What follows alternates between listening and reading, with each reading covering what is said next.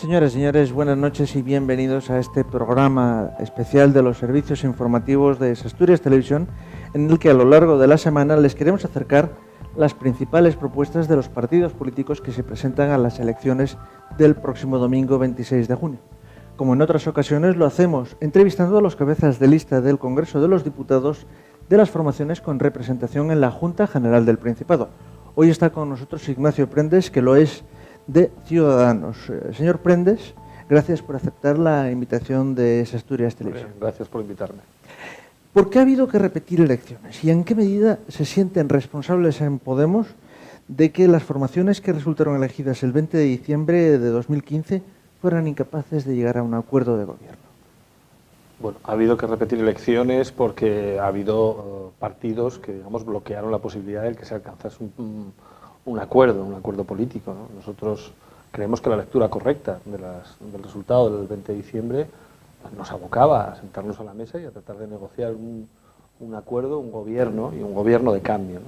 Pero hubo partidos que no optaron por eso, sino que optaron por un bloqueo institucional que al final fue el que se acabó imponiendo, ¿no? Nosotros en ese sentido creo que más allá de constatar que evidentemente es un fracaso del conjunto de la clase política, no podemos sentirnos concernidos por ese fracaso de la misma manera que otros partidos, porque si algún partido hizo digamos, todos los esfuerzos posibles para que hubiese gobierno y para que hubiese acuerdo, ese partido fue Ciudadanos, sin ninguna duda. Y ahora, ¿con quién y sobre qué estaría dispuesto a pactar Ciudadanos? ¿Cuáles serían esta vez las líneas rojas si es que las va a haber? Bueno, nosotros lo que vamos a hacer es lo mismo que hicimos después del 20 de diciembre, es decir, poner por delante los acuerdos, poner por delante los programas, las ideas, los proyectos, las ideas de cambio que son necesarios, las reformas que hay que cometer en España, y a partir de ahí, si conseguimos establecer un acuerdo en torno a esas reformas que hay que acometer, los nombres vendrán a continuación. Es decir, no nos importa tanto digamos, la pareja de baile como la música, ¿no? Si la música suena bien, seguro que habrá pareja con la que bailar. ¿Incluso estarían dispuestos a bailar con varias parejas? Bueno, es que lo que es más posible es que dos partidos no sean capaces de formar gobierno, y puede que haya que formar un gobierno, o al menos con el apoyo de hasta 3 partidos. Eso es posible. Lo que hemos constatado es que vamos hacia un escenario de fragmentación política. Ya no va a haber aquel bipartidismo que de alguna manera bloqueaba la situación o imponía sus reglas, y ahora no va a haber un solo partido capaz de gobernar. Por lo tanto, yo creo que gobernará aquel que tenga capacidad para construir mayorías plurales y diversas, incorporando distintos partidos. ¿Y usted cree que se va a conseguir un acuerdo o estaremos abocados a unas terceras elecciones generales? Estoy seguro que se va a conseguir un acuerdo. Estoy seguro que sí, y que, vamos, descarto absolutamente que haya un nuevo escenario electoral. La campaña electoral se inició, al menos en los medios, el pasado 13 de junio con el debate a 4 entre Mariano Rajoy, Pedro Sánchez, Pablo Iglesias y Albert Rivera, con la perspectiva del tiempo que ha pasado. ¿Qué análisis hace del debate? Bueno, yo creo que fue un debate en el que se vio claramente pues, que frente al intento de polarización entre dos polos como única alternativa, entre un polo inmovilista, representado por lo que puede ser el Partido Popular, y Mariano Rajoy, que lo único que ofrece es más de lo mismo, exactamente continuar desarrollando las mismas políticas. Y frente al otro polo, digamos, de las propuestas populistas de carácter extremista y radical, pues hay una alternativa que emerge nueva, de un partido nuevo, que es Ciudadanos, con un líder, evidentemente, creo que que demostró en ese debate una gran solidez, un gran aplomo y una visión de Estado que es absolutamente imprescindible y necesaria al escenario que vamos. Y vuelvo a decir, ahí creo que frente al inmovilismo y frente al populismo hay una opción de cambio, de acuerdo y a la vez de cambio, que es la que representa Ciudadanos, y que yo creo que se puso de manifiesto claramente en ese debate. ¿Cree, como apuntaron algunos medios en su día, que se hizo un frente común frente al Partido Popular? No, yo creo que no. Nosotros no hemos hecho un frente común frente a nadie. Nunca planteamos frentes a la contra o líneas rojas, ¿no? Lo que hicimos fue sentarnos a hablar y a negociar con quien recibió el encargo de formar gobierno por parte del jefe del Estado. En ese proceso de investidura, quien recibió ese encargo fue Pedro Sánchez, fue el Partido Socialista, y quien declinó ese ofrecimiento fue Mariano Rajoy. si Mariano Rajoy hubiese aceptado la investidura que le ofreció el rey y que él rechazó, nosotros nos hubiésemos sentado a hablar con Mariano Rajoy, por una cuestión de pura responsabilidad democrática, ¿no? O sea que en absoluto no hemos formado ningún frente contra nadie ni lo vamos a hacer en ningún caso. A su juicio, de todas las discusiones, y le pido un poco de generosidad, Sí. ¿quiénes fueron los candidatos? ¿Quiénes fueron los candidatos ganadores y quiénes fueron los perdedores? Yo creo que hubo un ganador, ¿no? Que es el que representa el futuro y el que representa la capacidad de cambio y la capacidad de acuerdo, ¿no? Tiempo de acuerdo y tiempo de cambio. Y yo creo que hubo un ganador que fue quien representa esos dos vectores, que es Albert Rivera. Y yo creo que los perdedores fueron el resto, que yo creo que, ya digo, son el pasado y son la representación de recetas ya absolutamente fracasadas. Hablemos de datos demoscópicos. Las encuestas consolidan a Ciudadanos como cuarta fuerza política más votada, con un porcentaje entre el 14 y 15% de los sufragios y en torno a una horquilla de 40 a 45 diputados. ¿Estaría satisfecho con ese resultado o piensa, como el director de campaña de Albert Rivera, que Ciudadanos puede dar la sorpresa y obtener un resultado aún mejor? Nosotros no nos ponemos techo. Yo creo que el espacio político que ocupa Ciudadanos es un espacio en el que están millones de españoles y creo que representamos la sensatez y el sentido común que, ya digo, que está en la mente de millones de españoles. Por lo tanto, no nos ponemos límites, ¿no? Y también somos absolutamente realistas, sabemos la dificultad de este momento político, ¿no? A partir de ahí, lo que apuntan las encuestas, que es una foto fija de un momento, pero que la encuesta verdadera, la que importa, es la de las urnas. A partir de ahí, como lo decía, nosotros nos parece que consolidar ese espacio de centro político, ese espacio de centro regenerador y de cambio es fundamental. Y esas encuestas apuntan por ahí, a esa consolidación de ese espacio político, y nos parece que eso es muy bueno para España, no solo para nosotros, pero desde luego es muy bueno para España, porque sin ese centro político estoy seguro que las reformas que hacen falta en este país no se van a cometer. De alguna manera se plantea, ya que hablamos de centro, ser un partido bisagra. No tenemos aspiración de bisagra, tenemos aspiración de mayoría, vuelvo a decirle. El espacio que nosotros ocupamos es el espacio donde están la mayoría de los españoles, millones de españoles. También en la identificación ideológica que hacen las encuestas del CIS, por ejemplo, a nosotros nos sitúa justo donde se encuentra, donde se autoposicionan la mayor parte de los españoles. Por lo tanto, desde ese espacio tenemos vocación de ser mayoría. Otra cosa es que nosotros tenemos una capacidad de acuerdo y de negociación que seguramente otros no tienen, y por eso somos un partido absolutamente necesario, ¿no? En Asturias, Metroscopia estima que estas nuevas elecciones dejarían el panorama igual que los comicios del 20 de diciembre de 2015. A ustedes les dan un crecimiento en torno al 1%, pero insuficiente para conseguir un segundo diputado en Asturias. ¿Espera que las encuestas se equivoquen?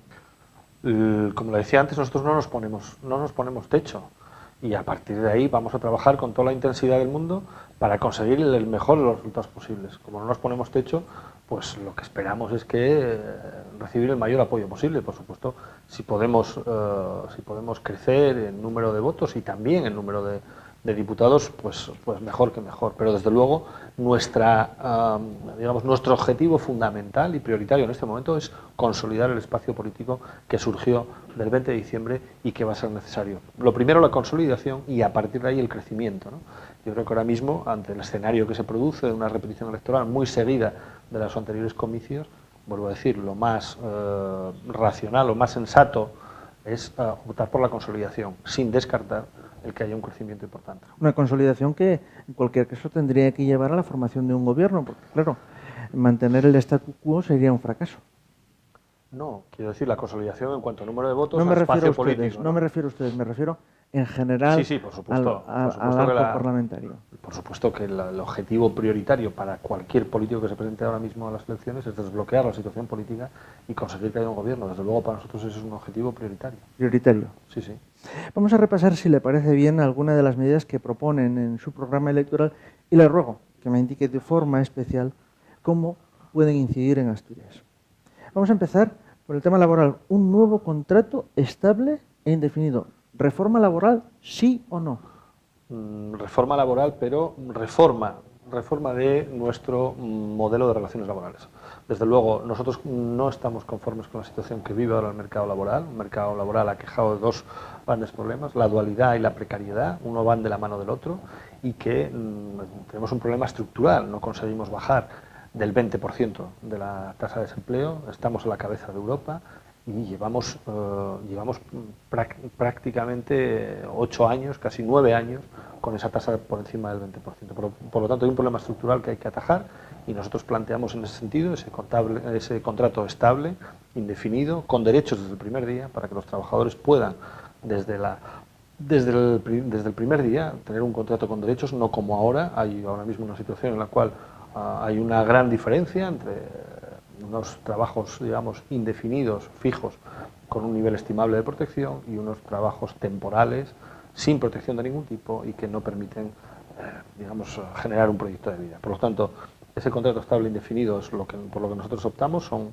reformas que se están planteando en muchos países de Europa en este momento, eso acompañado de un nuevo seguro de desempleo, lo que se llama la mochila austríaca, que permite al trabajador ir acumulando unos derechos para cuando pierde su puesto de trabajo poder activar formación, poder activar un reciclaje que le permita recuperar e incorporarse a un puesto de trabajo. Y una modificación, desde luego, de las políticas activas de empleo, que han sido un absoluto fracaso en este país, que han sido una fuente de corrupción y que no están adaptadas a las necesidades del mercado laboral y que necesitan una urgente reforma, y no solo una inyección importante de fondos y de inversión, sino ir a un modelo distinto donde prime el cheque de formación para el trabajador, que sea el trabajador el que se forme en aquellas, digamos, nuevas capacidades, en aquellos nuevos empleos adaptados a la realidad laboral, ¿no?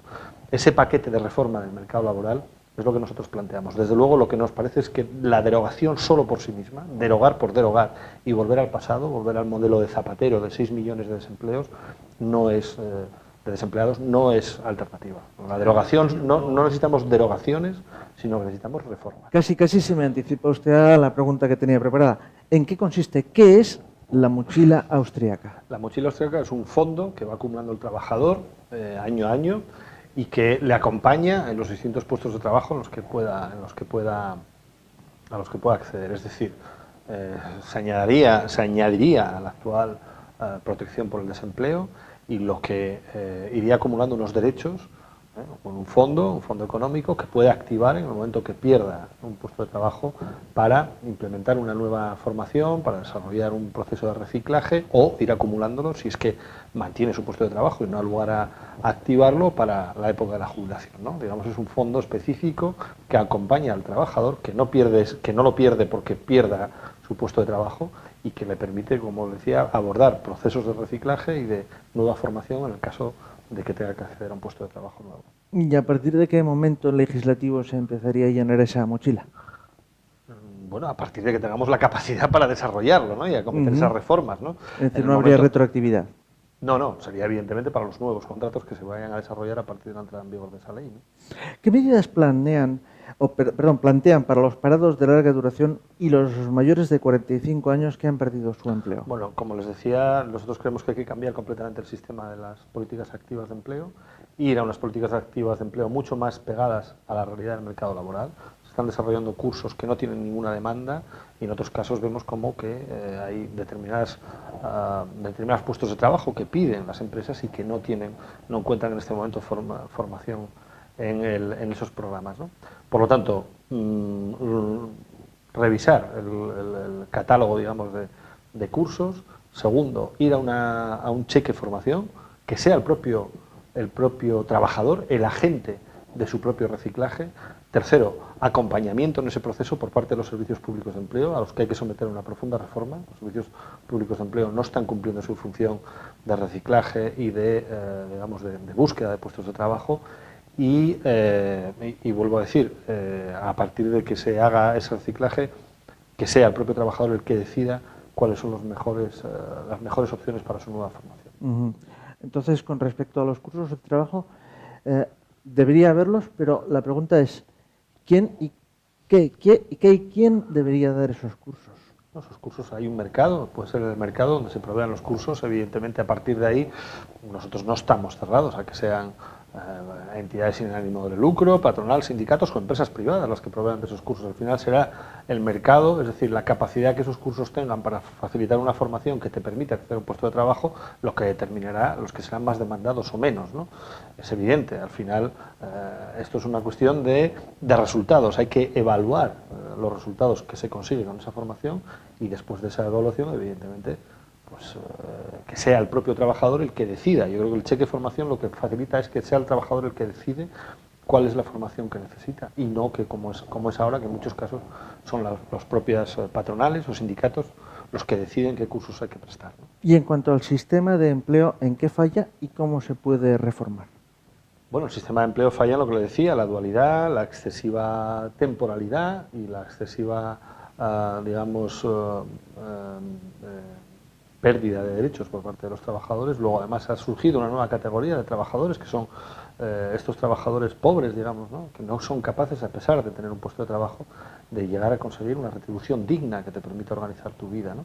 Entonces, nosotros ahí planteamos también el complemento salarial, un complemento salarial anual garantizado que permita complementar una renta, la renta salarial que perciben los trabajadores y llegar a una renta digna. Eso permitiría además un efecto inducido que sería el aflorar puestos de trabajo que ahora mismo están en la economía sumergida y que en muchos casos no se declaran porque, digamos, tienen una cuantía tan exigua que si uno tuviese que cumplir a lo mejor las obligaciones fiscales y de otro tipo, pues ni siquiera te alcanzaría y no sería rentable, ¿no?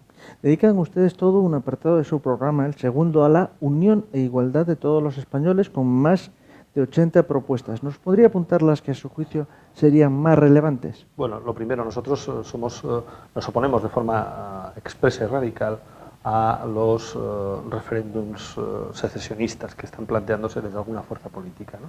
Nosotros creemos que hace falta un país cohesionado, un país unido y desde luego no estamos dispuestos a aceptar la ruptura de España. Apostamos más por la reforma que por la ruptura.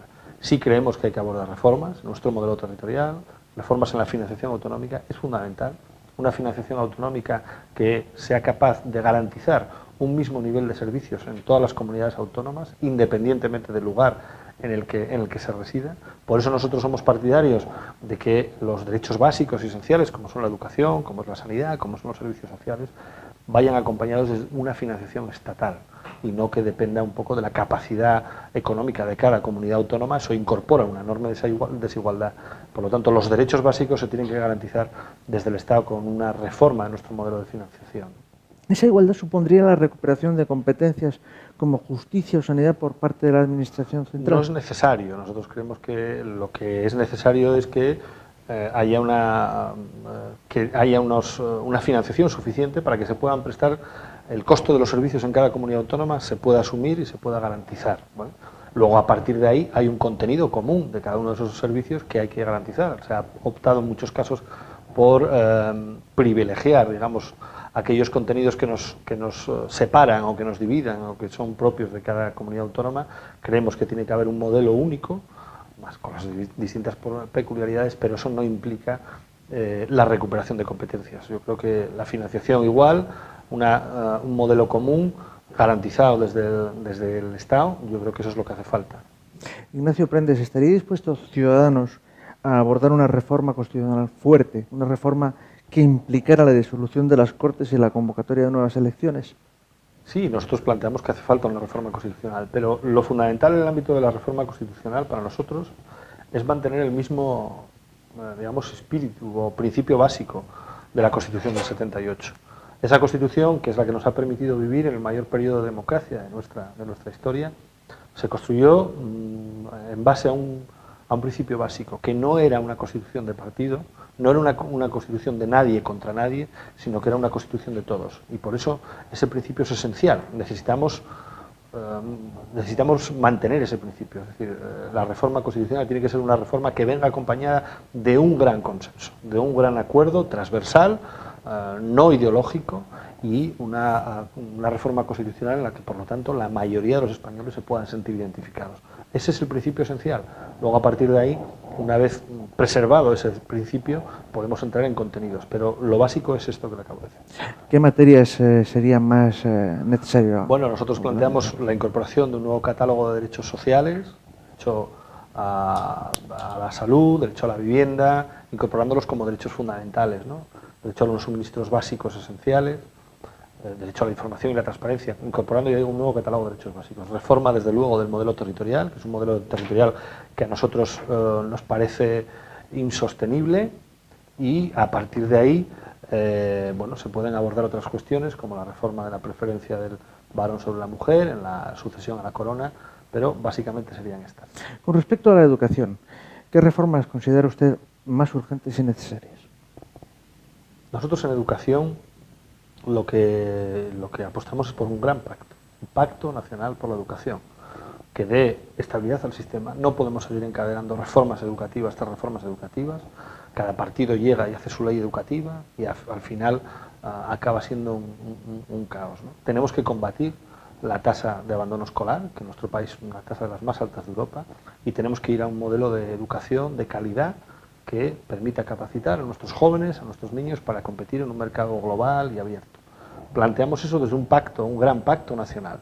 Y hay que centrarlo en una cuestión que a nosotros nos parece fundamental, la carrera docente y, digamos, de alguna manera, dotar de un mayor valor a nuestros maestros, nuestros profesores, ¿no? Por eso ahí nosotros planteamos, digamos, un MIR educativo para que accedan los mejores. Tenemos que recuperar su autoestima, darles valor, y es fundamental, ¿no?, para nosotros contar con los profesionales de la educación y que ellos se sientan valorados, son los protagonistas. Y a partir de ahí, dejando fuera, bueno, aspectos que siempre han sido los más conflictivos, como puede ser el asunto de la religión en la escuela o no, que nos parece que ya es un debate absolutamente superado, creemos que se puede conseguir ese gran pacto nacional por la educación. Desde luego, es muy difícil porque se ha intentado muchas veces. ¿Cómo lograr ese consenso de un pacto educativo estable por muchos años? Bueno, tenemos que sentarnos a hablar con responsabilidad y, ya digo, poniendo en el centro aquellas cuestiones que son fundamentales y esenciales sobre las que se puede alcanzar un acuerdo y dejando a un lado, orillando aquellas cuestiones que dividen, que son más de contenido ideológico y que seguramente que ahora mismo no son las esenciales. Hay una propuesta que por razones obvias me ha llamado especialmente la atención. Un modelo de radiotelevisión española despolitizado en el que todos los cargos sean escogidos a partir de criterios de profesionalidad y excelencia. ¿Esta medida sería aplicable a todos los entes públicos de comunicación? Sí, por supuesto, ese es nuestro modelo. Nosotros creemos que los medios de información públicos tienen que estar al servicio del conjunto de la sociedad y no al servicio de ningún partido político, ¿no? Y en ese sentido nos parece que el criterio de la profesionalidad, y que sean los profesionales sin criterio partidista, ¿no?, los que en su caso dirijan esos medios de comunicación, ya digo, con una vocación de interés general y de que haya una información pública que es absolutamente necesaria, nos parece que es el criterio esencial. Ha habido un manejo partidista de los medios absolutamente inaceptable, y ya no lo digo en televisión española, sino en los medios, digamos, en las televisiones autonómicas, ¿no?, y nosotros creemos que con eso hay que acabar. ¿Y cómo serían esos criterios de profesionalidad y excelencia? Bueno, criterios de profesionalidad y excelencia, es decir, que sean los mejores desde un punto de vista profesional, del ámbito de la comunicación, los que accedan a esos puestos directivos, ¿no? A partir de ahí, con un control público, con transparencia y con un mandato claro, y vuelvo a decir, de servir al interés general de lo que es una información pública absolutamente necesaria y no el servir a ningún interés partidista. Yo creo que ese es el modelo, ¿no? ¿Contando con las asociaciones profesionales y los colegios de periodistas? Sí, por supuesto. Uno de los evidentemente son uno de los que pueden ser protagonistas, ¿no?, pero con el conjunto de la sociedad, ¿no? Y vuelvo a decir, con un criterio de nombramiento público, transparente y que no esté manejado por ninguna mayoría política. Ignacio, ¿cómo lograr el equilibrio entre los medios públicos y privados en cuanto a financiación, publicidad institucional, campañas, etcétera, etcétera, etcétera? Bueno, yo creo que el tema de la publicidad institucional tiene que estar regulada de forma objetiva. Su reparto tiene que regirse por criterios objetivos y transparentes y no por unos criterios, digamos, de interés del gobierno de turno. La transparencia nos parece fundamental, tiene que ser transparente, tenemos que saber cuál es el dinero público que se invierte en los medios de comunicación y cuáles son los criterios que se han seguido, ¿no? A partir de esa transparencia yo creo que se abre un proceso de control social de control abierto por parte del conjunto de los ciudadanos y a partir de ahí es, digamos, el criterio objetivo el que tiene que primar, ¿no? Se reafirman en este programa actual en suprimir las diputaciones públicas, las diputaciones provinciales, perdón. ¿También las delegaciones de gobierno en comunidades como Asturias, donde están implantadas? Bueno, la delegación del gobierno, al final, mientras haya una estructura del gobierno central que tiene que extenderse por los territorios, pues no sé si se llamará delegación del gobierno o como lo queramos llamar, pero tiene que haber una coordinación, digamos, de esos servicios de la Administración General del Estado que se prestan en las provincias, digamos, o que se prestan en el conjunto del territorio. Lo que sí planteamos es que acabar con las duplicidades, con las administraciones redundantes, y en ese sentido nos parece que las diputaciones son unas administraciones que corresponden a un modelo centralista, que no es el modelo autonómico español actual, y que además son, digamos, administraciones opacas, en muchos casos ajenas al control público, que no tienen un criterio democrático de elección y que además, vuelvo a decir, tienen una estructura política absolutamente redundante y superflua que consume recursos que nosotros planteamos dedicarlos a los servicios públicos y no, vuelvo a decir, a mantener esa estructura política absolutamente innecesaria y que en muchos casos ha sido una auténtica fuente de corrupción. Respecto a la supresión del Senado, ¿crearían algún organismo en su lugar? Sí, nosotros lo que planteamos es la modificación del Senado, su supresión y la sustitución por una conferencia de presidentes donde se traten las cuestiones, digamos, que afectan al conjunto de las comunidades autónomas y para las cuales es necesario, evidentemente, una vez que el poder político está descentralizado, contar con su opinión, ¿no? Entonces sería suprimir el Senado y sustituirlo por una conferencia de presidentes, modelo que existe en otros países de corte federal, como puede ser el español. ¿Qué principales medidas proponen para luchar contra la corrupción? Planteamos tres cuestiones fundamentales. La primera, suprimir los aforamientos. No puede ser que los cargos políticos vivan parapetados detrás de un aforamiento que les da un trato privilegiado a la hora de ser enjuiciados penalmente. Segundo, los imputados no pueden estar en cargos públicos, por lo tanto planteamos un pacto contra la corrupción que haga que todas las personas, todos los cargos públicos que sean imputados por corrupción política tengan que abandonar ese cargo público, la vida política, las listas electorales también en su caso. Y una tercera cuestión que nos parece muy importante, la supresión de los indultos por corrupción política. Ha habido casos escandalosos de partidos de gobiernos que han indultado a personas afectadas por situaciones de corrupción política y que son absolutamente inadmisibles y que además, digamos, inciden en esa desafección de los ciudadanos hacia la política cuando ven que son los propios políticos los que se autoindultan en casos clarísimos de corrupción política. Como adenda en su programa incluyen una memoria económica con 10 puntos. Afirman ustedes que el PP ha dejado un agujero de 10.000 millones de euros. Lo afirmamos nosotros, no, lo afirma la Unión Europea. La Unión Europea es la que estamos incursos en un procedimiento por déficit excesivo, por no cumplir los objetivos de déficit, y el agujero está entre los 8.000 y los 10.000 millones. ¿Cómo se puede compatibilizar la reducción de la deuda pública con bajar o no subir los impuestos en 2018 y ahorrar más de 400 euros en la factura energética de cada familia? Bueno, lo primero, lo que hemos dicho, hay que pinchar la burbuja política, hay que acometer reformas, como por ejemplo las reformas en materia de diputaciones, que ahí tendríamos un ahorro estimable, 1.000 millones el primer año, 2.000 millones a partir del segundo.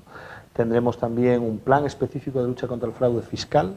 Para eso es necesario dotar a la agencia tributaria de unos medios que se le han negado en los últimos años. Ha sufrido un recorte en el personal y sabemos que el dinero que se invierte en la agencia tributaria luego, revierte o reproduce, digamos, en conseguir atajar el fraude fiscal. Y planteamos también, potenciar un modelo productivo que permita mayor crecimiento y, por lo tanto, mayor valor añadido y más recursos, ¿no? Desde luego, en esa memoria económica especificamos claramente de dónde saldrían los fondos que nosotros entendemos que son necesarios y creemos que lo que no hace falta son más recortes. No es necesario más recortes si nos decidimos hacer reformas. Estas elecciones coinciden prácticamente, y estamos terminando, con el aniversario de las elecciones municipales. ¿Qué balance, breve, por favor, hace de lo que ha pasado en Asturias en este último periodo, el primero de las elecciones yo creo que si hablábamos antes de inmovilismo frente a populismo, si en algún sitio se vive con toda claridad esa situación es en Asturias, ¿no? Yo creo que lo que se en fin, apuntaba, como los nuevos ayuntamientos del cambio no han hecho ningún cambio real, han hecho una política más bien efectista y de puro corte populista, pero sin un cambio real en la gestión municipal. Y lo que vivimos a nivel autonómico es una situación de absoluto parálisis e inmovilismo político. No hay una mayoría política, parece que tampoco hay ningún interés en buscarla por parte del presidente del Principado, y vuelvo a decir, hay una situación de parálisis e inmovilismo que hay que romper, dando paso, desde luego, a nuevas fuerzas políticas con un protagonismo distinto y con capacidad, sí, para tejer los acuerdos que hacen falta en España y, desde luego, en Asturias.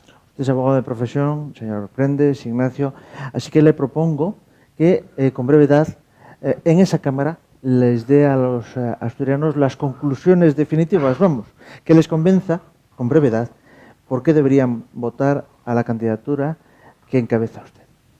Bueno, lo que les pedimos a los asturianos es que miren a su alrededor, que vean en fin, la sociedad, el mundo que están construyendo para dejar a sus hijos, y si están conformes con esta sociedad de trabajos precarios, de jóvenes que se tienen que ir a buscar empleo fuera de Asturias, con esta sociedad en la cual, desgraciadamente, lo que es la innovación, el conocimiento, no está premiada, sino todo lo contrario.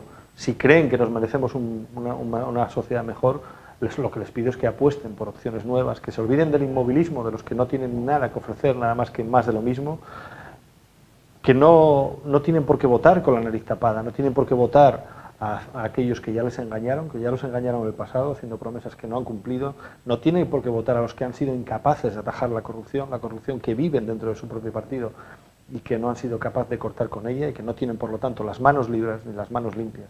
Y tampoco tienen por qué optar por el populismo radical que nos vuelve al pasado, que nos ofrece bajo un manto nuevo una oferta política absolutamente vieja y caduca, que ha fracasado en aquellos países donde se ha intentado. Tenemos ejemplos como Grecia, muy próximos y muy cercanos, y por lo tanto, entre el inmovilismo y el populismo hay una fuerza política nueva, como es Ciudadanos, que lleva como lema para esta campaña tiempo de acuerdo, tiempo de cambio. Somos capaces de generar acuerdos más allá de una minoría de votos, y somos capaces de tejer las políticas del cambio que hacen falta para construir la España y las Asturias del futuro. Por eso les pedimos su voto, para construir esa España y esas Asturias que queremos dejar a nuestros hijos. Ignacio Prendes, cabeza de lista al Congreso por Ciudadanos en las elecciones del próximo domingo 26 de junio. Muchas gracias por haber aceptado la invitación de Asturias Televisión. Muy bien, gracias a vosotros por invitarme.